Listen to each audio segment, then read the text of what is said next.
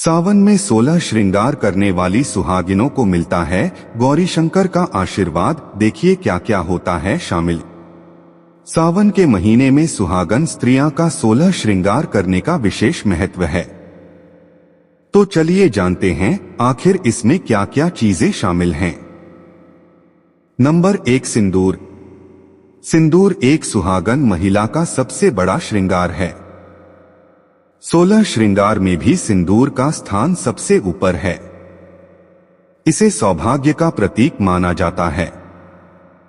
शादीशुदा औरतें अपने पति की लंबी आयु के लिए अपनी मांग में बीचों बीच सिंदूर भरती हैं। इसके साथ ही इस सिंदूर के माध्यम से महिलाएं अपने पति के साथ जीवन भर साथ चलने का वादा भी करती हैं। नंबर 2, मांग टीका। इसे सिर पर सजाया जाता है। एक सुहागन स्त्री के श्रृंगार में मांगटिके का बहुत ज्यादा महत्व होता है। शादी के समय मांगटिके को सिर के बिल्कुल बीचों बीच पहनाया जाता है। कहते हैं कि इसका उद्देश्य होता है कि इसी मांगटिके की तरह ही नवविवाहित महिला भी अपने जीवन में हमेशा सीधे और सही रास्ते पर चले। नंबर 3, बिंदी। बिंदी को कुमकुम के नाम से भी जाना जाता है। सौभाग्यवती महिलाएं बिंदी या कुमकुम को माथे पर दोनों भौहों की बीच में लगती हैं। माथे पर सजी बिंदी भगवान शिव के तीसरे नेत्र का प्रतीक है। सुहागिन महिलाएं अपने परिवार की समृद्धि के लिए माथे पर बिंदी सजाती है। नंबर 4, काजल।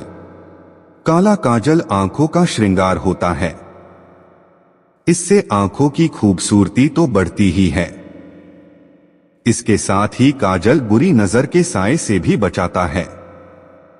16 श्रृंगार में काजल का भी महत्वपूर्ण स्थान है। नंबर 5, नथ। नथ नाक का गहना होता है। शास्त्रों की माने तो सौभाग्यवती महिलाओं को नाक में हमेशा कुछ ना कुछ जरूर पहने रहना चाहिए। यह जरूरी नहीं कि आप नाक में बड़ी सी नथ पहने, छोटी सी नोजपिन या नोजरिंग से भी श्रृंगार कर सकती हैं। नंबर 6, गजरा। 16 श्रृंगार में एक श्रृंगार है बालों पर सजाया जाने वाला गजरा। दक्षिण भारत में आज भी महिलाएं नियमित रूप से अपने बालों पर हरसिंगार के फूल से बना हुआ गजरा लगाती हैं। हिंदू धर्म में शादी के समय बालों पर गजरा सजाया जाता है। गजरे को आप जुड़े पर या चोटी पर लटका कर लगा सकती हैं। नंबर 7, कान का गहना। 16 श्रृंगार में कान का गहना भी शामिल है। शादीशुदा महिलाओं के साथ साथ कुंवारी लड़कियां भी कान का गहना पहन सकती हैं। कान के गहने में छोटे टॉप्स, बाली, झुमके, इनमें से कुछ भी पहना जा सकता है। नंबर 8, गले का हार। 16 श्रृंगार में अगला स्थान गले के गहने का है। आप गले में छोटी सी चेन, मंगलसूत्र या कोई पतला सा हार पहन सकती हैं। गले में पहना जाने वाला मंगलसूत्र पति के प्रति सुहागन स्त्री के वचनबद्धता का प्रतीक है। इसके साथ ही इसका साइंटिफिक महत्व भी है। दरअसल गले के आसपास कुछ ऐसे दबाव बिंदु होते हैं जिससे गले का गहना पहनने से शरीर को बहुत लाभ पहुंचता है। नंबर 9, बाजूबंद। 16 श्रृंगार में अगला स्थान बाजूबंद का है। कड़े के आकार के इस गहन को सुहागिन स्त्रियां अपने बाजुओं पर बांधती हैं। बाजूबंद पहनने के पीछे की मान्यता यह है कि इससे परिवार के धन की रक्षा होती है। नंबर 10, चूड़ियां। हाथों में पहनी जाने वाली लाल हरी चूड़ियां सुहागन महिलाओं के सौभाग्य का प्रतीक है। चूड़ियों के अलग अलग रंग में अलग अलग राज छुपे हुए हैं। लाल चूड़ियां खुशी और संतुष्टि का प्रतीक है। हरी चूड़ियां सुख और समृद्धि का प्रतीक है। सावन के महीने में जब चारों तरफ हरियाली होती है तो इस मौसम में हरी चूड़ियां पहनने का प्रचलन है। नंबर 11, हिंदी। मेहंदी भी 16 श्रृंगार का हिस्सा है। ऐसा कहा जाता है कि हाथों की मेहंदी जितनी गहरी रचती है, पति का प्यार उतना ज्यादा मिलता है। भारतीय महिलाएं हर तीज त्योहार पर अपने हाथों में मेहंदी रचाती हैं।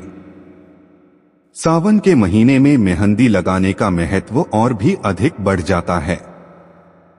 नंबर 12 अंगूठी। अंगूठियां सदियों से पति पत्नी के आपसी प्यार और विश्वास की प्रतीक मानी जाती है। यही वजह है कि सदियों से वरवधु एक दूसरे को अंगूठी पहनाकर अपने जीवन साथी के रूप में चुनते हैं। अंगूठी का भी 16 श्रृंगार में एक महत्वपूर्ण स्थान है। नंबर 13 कमरबंद। कमर में पहने जाने वाले आभूषण कमरबंद को भी 16 श्रृंगार में एक महत्वपूर्ण स्थान दिया गया है।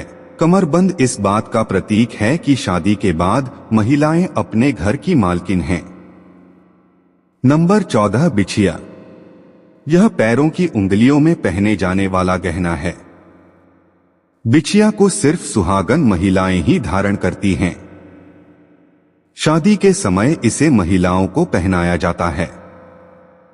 शादी के समय इसे पहनने की एक रस्म होती है। इसके बाद पूरी उम्र सुहागन महिलाएं अपने पैरों की बीच की 3 उंगलियों में इसे पहने रहती हैं। नंबर 15 पायल। 16 श्रृंगार में पायल का भी महत्वपूर्ण स्थान है। कहते हैं सौभाग्यवती स्त्रियों को अपने पैरों में हमेशा पायल पहन कर रखना चाहिए। चांदी के धातु से बना ये गहना इस बात का प्रतीक है कि इसकी छन छन की आवाज की तरह ही महिलाएं अपने घर आंगन को खुशियों के संगीत से सजा दें। नंबर 16 पैरों में माहौर यानी कि रंग लगाना चाहिए। घर में कथा पूजा हो या तीज त्योहार, सुहागन महिलाओं को पैरों में अलता या रंग लगाने की सलाह दी जाती है। आलता को भी 16 श्रृंगार का हिस्सा माना गया है। इसे पैरों की एड़ियों पर सजाया जाता है।